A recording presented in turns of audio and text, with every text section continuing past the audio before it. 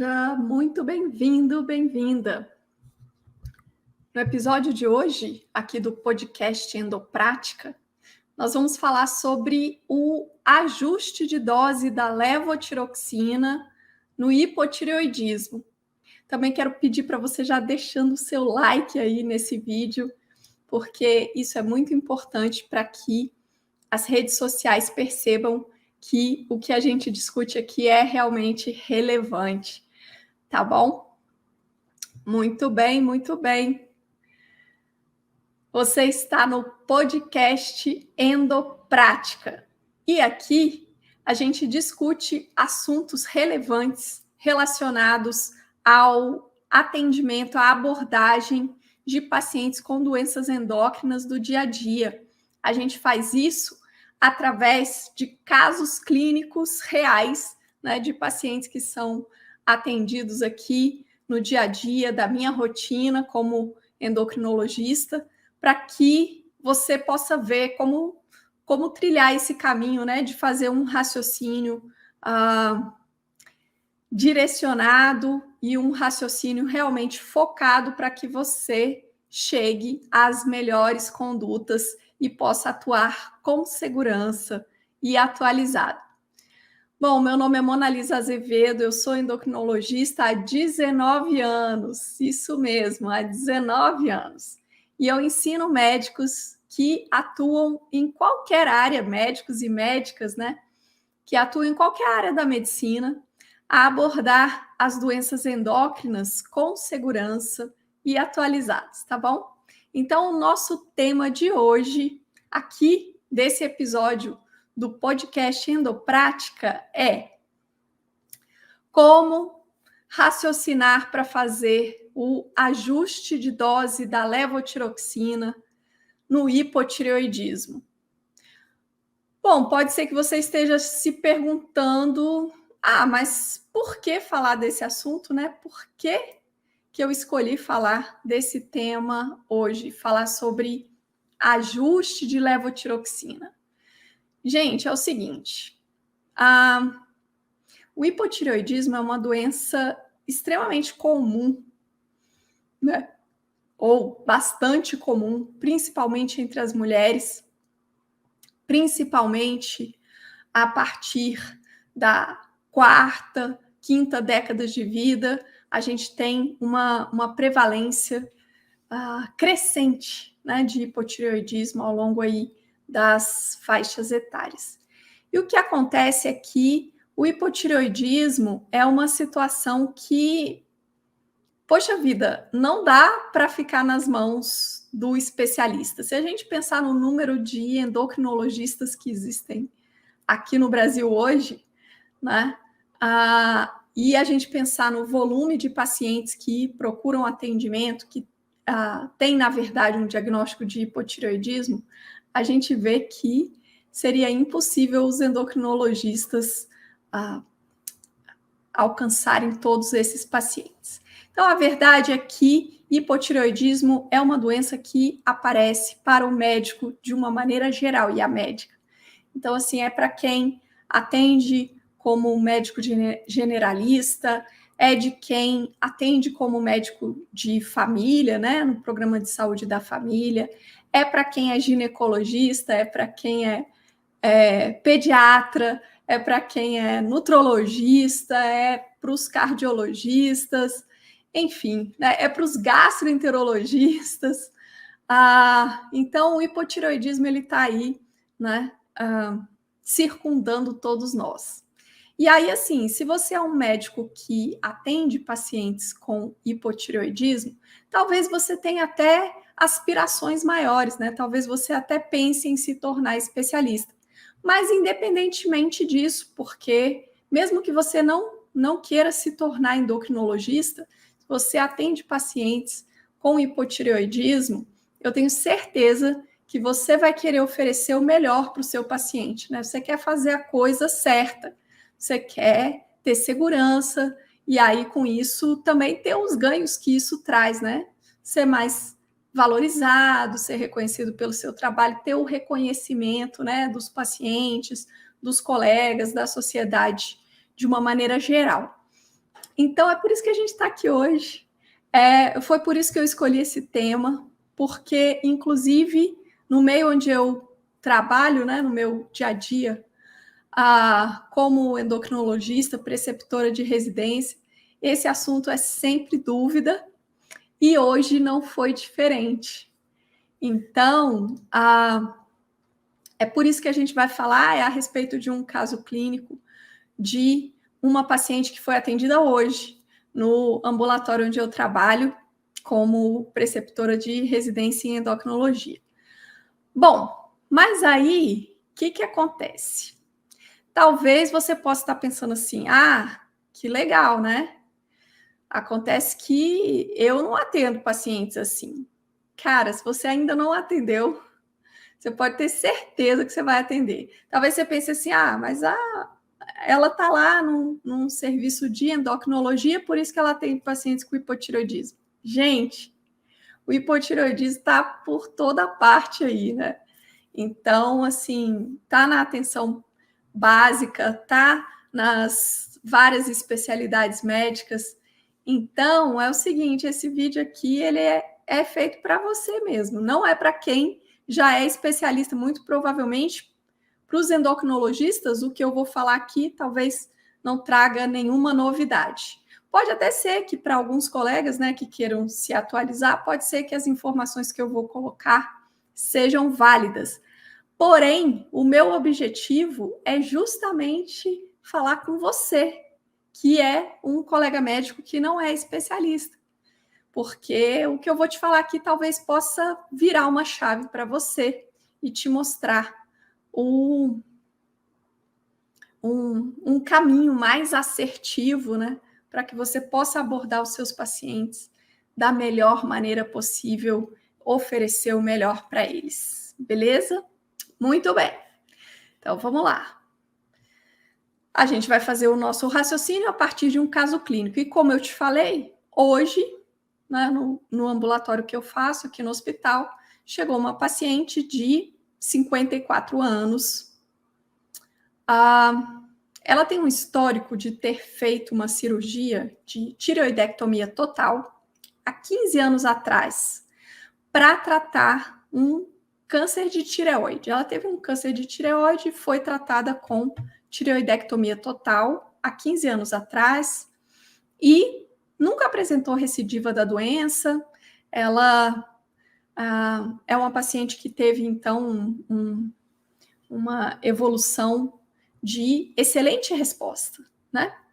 E aí, hoje, 15 anos depois, ela mantém, né, um quadro de hipotireoidismo, já que ela retirou a tireoide toda, ela usa levotiroxina e atualmente a levotiroxina dela está na dose de 100 microgramas por dia. 100 microgramas. Beleza. E aí, ela traz exames, né? Então, você lembra que, assim, o paciente com hipotireoidismo vai precisar da reposição com levotiroxina, em geral, para a vida toda, né? Nesse caso aqui, não há dúvida, né? A paciente fez tireoidectomia, a reposição hormonal para a vida toda. Mas se o paciente tem um quadro de um hipotireoidismo por uma doença autoimune, né? Ou por alguma causa assim, em geral, o tratamento também vai ser pela vida toda. Excepcionalmente, né, alguns pacientes podem ter uma recuperação da função tireoidiana e usar a levotiroxina por um período e depois poder suspender, mas isso é realmente exceção. Então, na maioria das vezes, os pacientes que usam levotiroxina vão precisar dessa reposição por toda a vida. Lembrando que o hormônio tireoidiano, ele regula o metabolismo, então ele é importante desde a vida embrionária até a senescência. Então, a gente precisa de hormônio tireoidiano para o nosso organismo funcionar bem em todas as etapas da vida. Então, teve esse diagnóstico, iniciou a reposição, muito provavelmente essa reposição vai ser ad eterno, vai ser pela vida toda, certo? Então, é o caso da nossa paciente aqui, ela tem 54 anos, ela tem um hipotireoidismo, e aí ela está em uso de levotiroxina 100 microgramas por dia, ela traz exames. Os exames dela mostram um TSH de 0,69 para um intervalo de referência entre 0,5 e 4,5. Então, é um TSH que está dentro do intervalo. E ela traz um T4 livre de 1,92 para um valor de referência de 0,8 a 1,8. Então, se o limite superior é 1,8 e o exame dela veio 1,9, então a gente tem aí um T4 livre acima do limite superior. E aí? E agora? Como raciocinar? O que fazer? Será que é necessário mexer, né, na levotiroxina? Será que nós vamos diminuir essa dose? Será que nós vamos... Enfim, o que fazer? Eu quero saber de você, colega médico. Me fala aqui o que você faria. Você mexeria na dose da levotiroxina dessa paciente? Me responda aqui, sim ou não.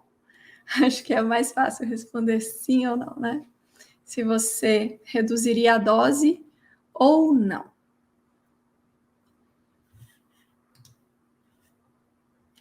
Tem gente falando que acredita que sim, que reduziria a dose.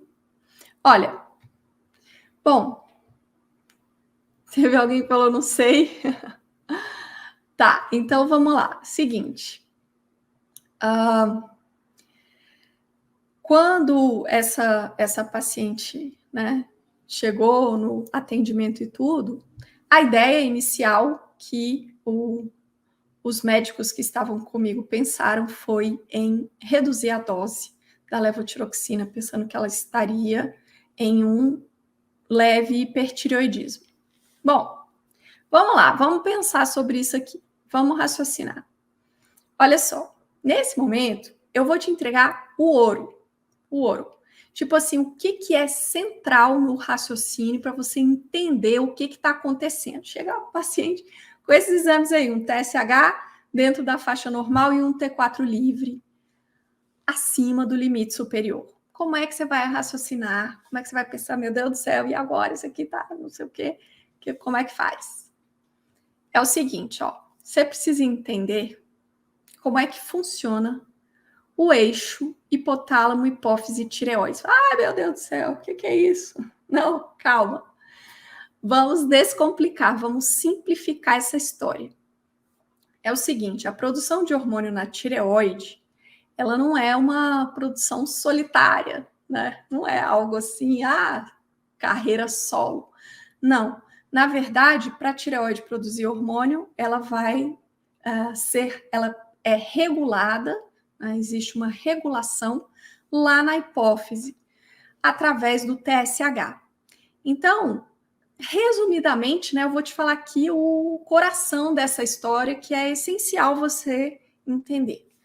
Então, a hipófise produz o TSH, esse TSH ganha a circulação e vai estimular a tireoide a produzir os seus hormônios, o T4 e o T3, sendo que a tireoide produz muito mais T4 do que T3.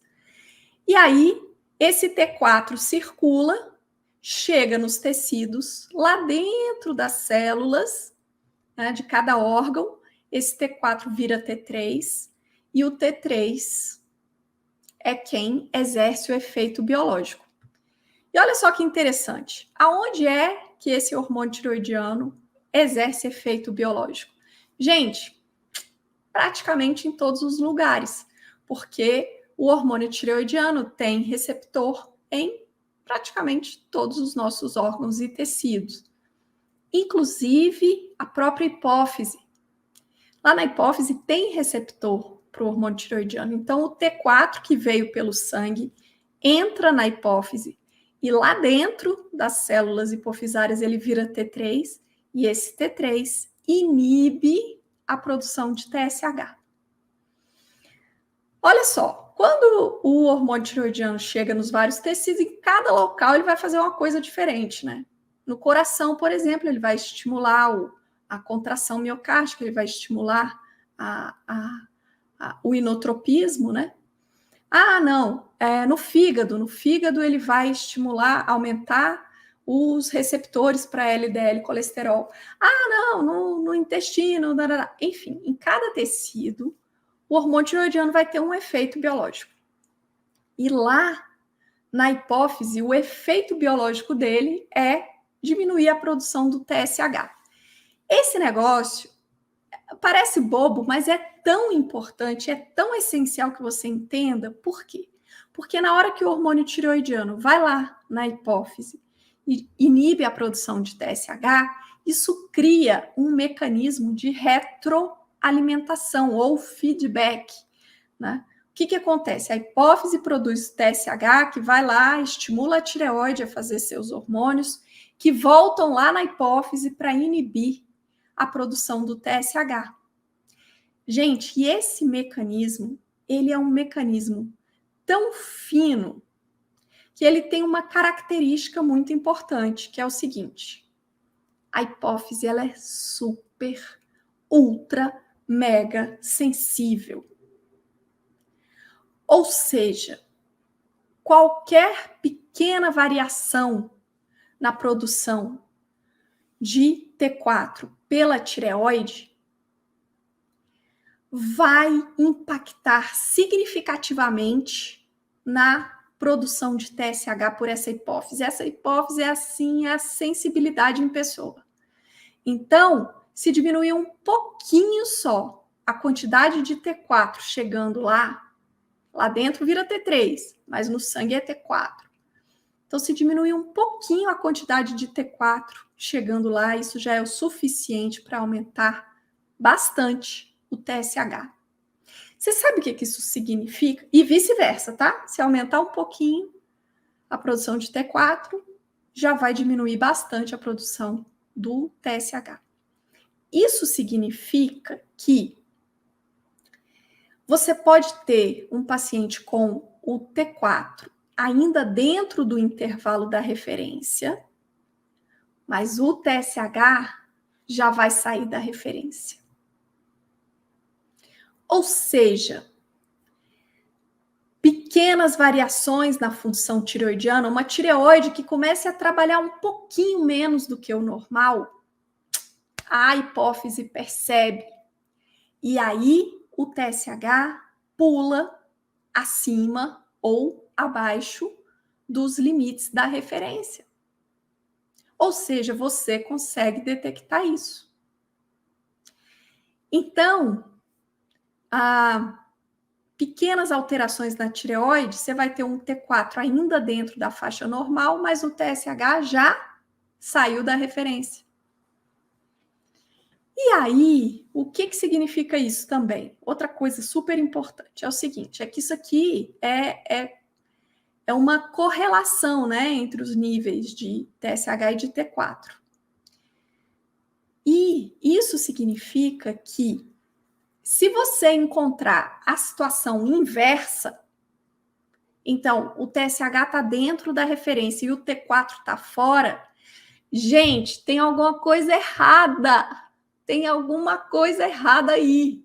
Isso aí está desrespeitando essa lei, essa correlação, que a gente até brinca aqui, que a gente batizou de primeira lei de Azevedo, para brincar aqui pela importância que isso tem.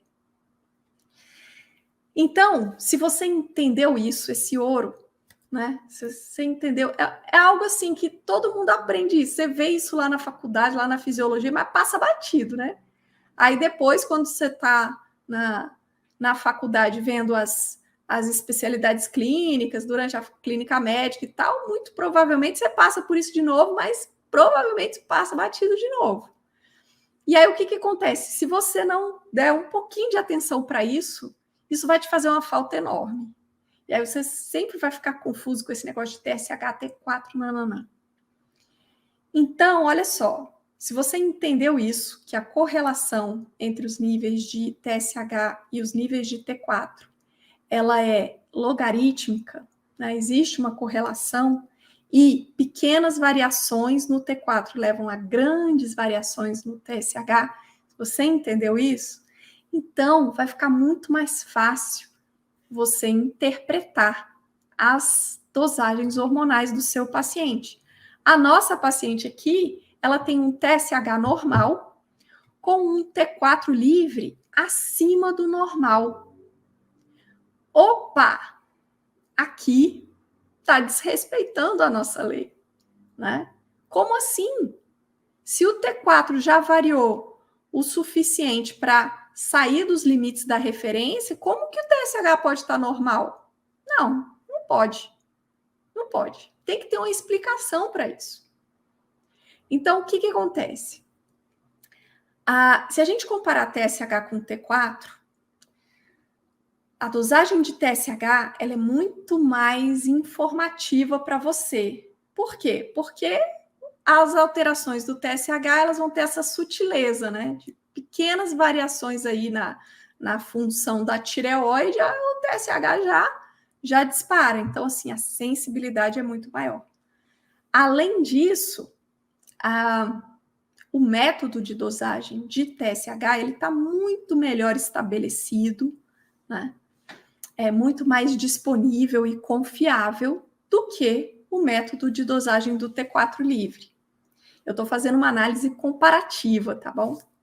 Então, se você recebe exames de uma paciente que tem a hipófise normal, tá bom? Por favor, porque essa lei ela não vai fazer sentido quando o paciente tem uma doença hipofisária, porque daí essa sensibilidade da hipófise ela vai estar perdida, né? A gente está falando aqui de situações em que o problema é na tireoide. Isso aqui vai representar 98% a 99% dos casos. Então, a gente está falando do dia a dia mesmo. Mas eu não posso deixar de mencionar que vai existir exceção. Então, a exceção é quando o paciente tiver uma doença hipofisária, tá bom?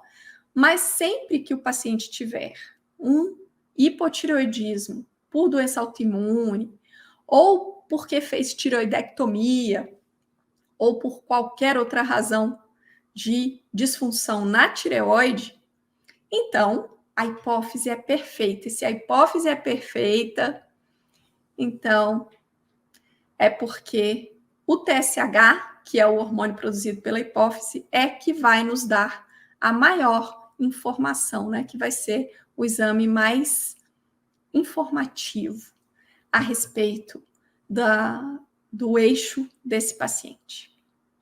E isso também é verdade quando a gente está fazendo a reposição com levotiroxina.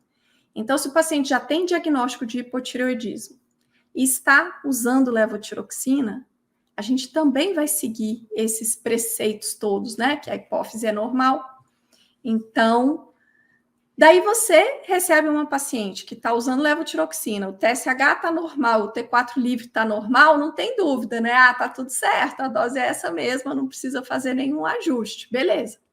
Só que as chances são que muitas vezes seu paciente vai chegar e vai ter alteração. Então, qual que é a alteração compatível com um paciente que está usando uma dose insuficiente de levotiroxina? Bom, se a dose está pequena, ele vai ter uma quantidade de T4 chegando na hipófise menor do que o normal. A hipófise percebe isso e responde aumentando a produção de TSH. Então, você vai ter o TSH alto e o T4 livre baixo. Porém, como a hipófise é muito sensível, você pode ter um T4 livre dentro da referência, mas se essa quantidade de T4 não estiver sendo suficiente para o seu paciente, a hipófise responde aumentando a produção de TSH. Então, o paciente pode vir com um T4 livre normal, mas um TSH aumentado, né? Beleza, até aí o raciocínio faz sentido, certo? Então, nesses casos, a gente vai pensar em aumentar a dose da levotiroxina, né? Porém, vamos pensar em uma outra situação, porque vida real é vida real, e a paciente que veio hoje na consulta aqui trouxe um exame real, né? Eu queria até ter tirado a foto, mas não lembrei. Podia ter tirado a foto do exame dela para te mostrar que, de fato, o resultado foi esse que eu falei, né? O TSH normal com um T4 livre acima do limite superior. Aí você fala, e agora? Isso não faz sentido. Porque assim, se a dose está boa, o TSH está normal, o T4 livre está normal. Se a dose está baixa, o TSH está alto. E se a dose está alta, o TSH está suprimido. Só que não é nada disso que a gente viu aqui. Aqui a paciente tem um TSH normal com um T4 livre alto. Discretamente aumentado, é verdade, né? Um valor de referência até 1,8, ele veio 1,9. Então, um pouquinho acima, mas está acima. E aí, como é que a gente vai explicar um negócio desse, né? Porque está desrespeitando a lei. Então, alguma coisa, né? Como que a gente vai explicar? Olha, aqui a gente tem duas possibilidades para explicar. A primeira possibilidade é que, por que esse T4 livre está alto? Gente, isso pode ser um erro, né?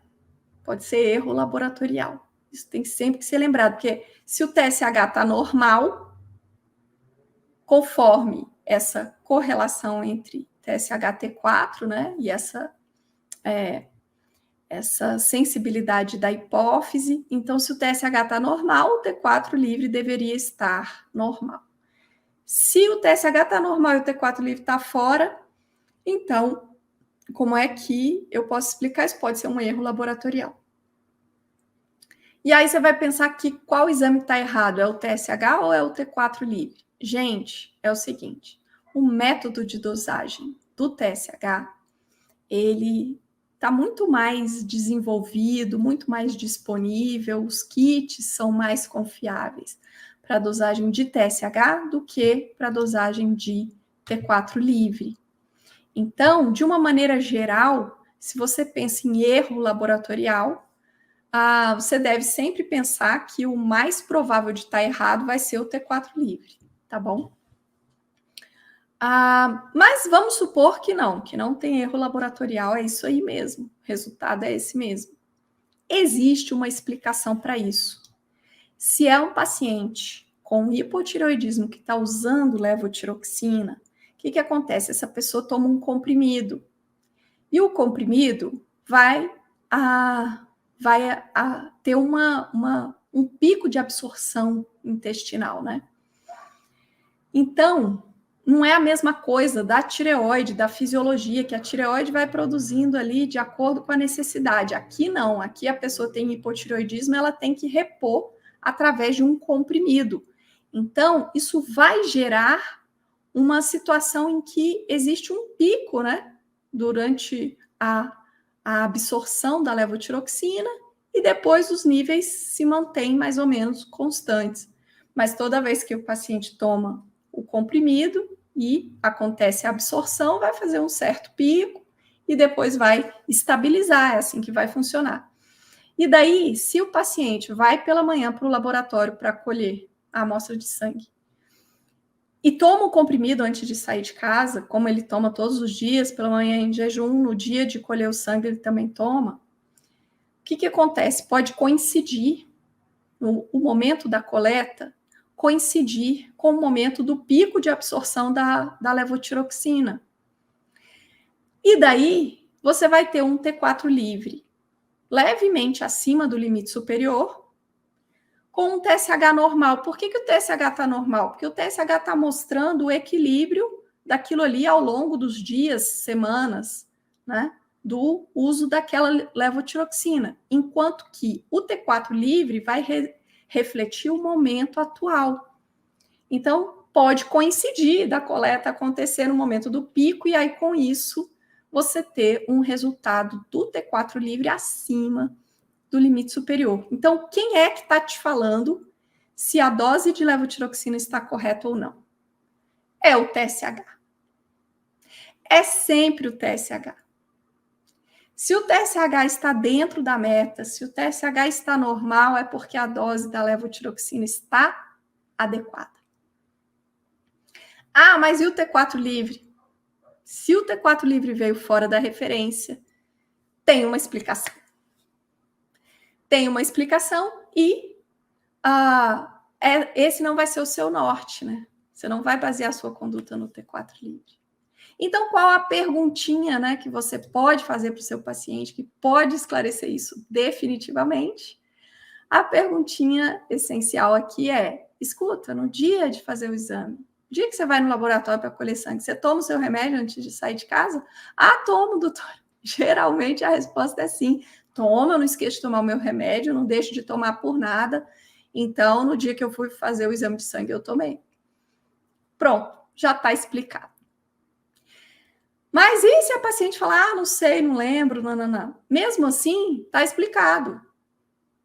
Por quê? Porque provavelmente foi isso que aconteceu, ou se não foi isso que aconteceu, a fidedignidade do T4 livre é menor, então você vai se nortear pelo TSH. Quem manda é o TSH, protagonista é o TSH.